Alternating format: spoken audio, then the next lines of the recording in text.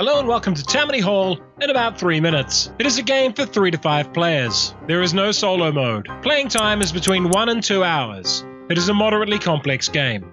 Many people in the 19th century came to the United States looking for a better life and a chance at the American dream. And many of them came through New York City and fell immediately into the politics of poverty and immigration that ran rampant in the city at that time. The players each represent a political faction in New York, working to rehouse new immigrants in the city, but also using that power to gain influence over the city to ultimately win the mayoralty of New York.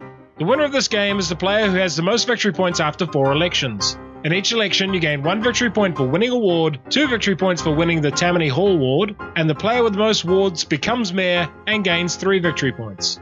Competitive. Each player is a different political faction. Area control. The board is made up of 14 different wards, each of which is its own political battleground. Bidding. Elections can be decided by the bidding of political influence.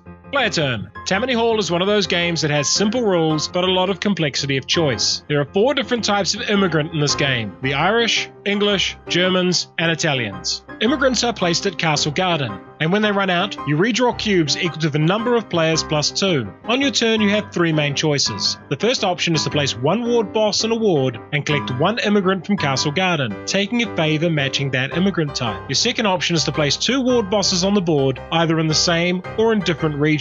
And once every 4 turns, you may use the slander token. This costs 1 political favor and removes an opponent's ward boss. You can do this in 2 adjacent wards with 1 action. Each player takes their turn 1 at a time, and after every 4 turns, there is a city-wide election. Each ward election is done individually, and in the order shown on the map by the arrows. The winner of a ward election is the player with the most votes. Each ward boss counts for 1 vote by themselves. You can also spend, in secret, any political favors matching the inhabitants of that ward. For example, this ward has Irish, English, and Italian immigrants in it, so you can spend any of those 3 influence tokens. The black player bids 1 Irish influence and has 1 ward boss for a combined score of 2. The white player has 1 ward boss and bid 1 English and 1 Italian influence for a combined score of 3. The white player wins. All ward bosses other than the winner are removed from the ward. In a tie, remove all ward bosses as an independent candidate wins this ward. Repeat this process for every ward, and the mayor is the player who won the most wards. The mayor then assigns political offices to their opponents, which they hold until the next election. The game ends after 4 elections. Why would you like this game? It's one of the meanest, most cutthroat, and brutal games around, which absolutely fit the setting and the theme. The politics of this period were notoriously corrupt, and they were the focus of the film The Gangs of New York. It's also a very simple game to learn, yet difficult to master, which is a great place for a game to be. You can teach the game in minutes, but an experienced player will normally win. The single best thing about the game is the fact the mayor has to give out amazing powers to their rivals. It's a clever come-from-behind mechanic that rewards the mayor for winning the election by giving the mayor's opponents the means to take them down. However, despite the game's strong theme and artwork, it is still, at its core, a very straight area control game, which relies on calculating odds and long-term planning. This may feel quite dry to some players, and its fundamental meanness might also be off-putting. There are quite a few area control games with similar mechanics but different themes. Many consider El Grande to be the king of this genre, but there's also Utopia, Ethnos, and others. And for a game with similar rules but a much friendlier theme, I recommend Mission Red Planet.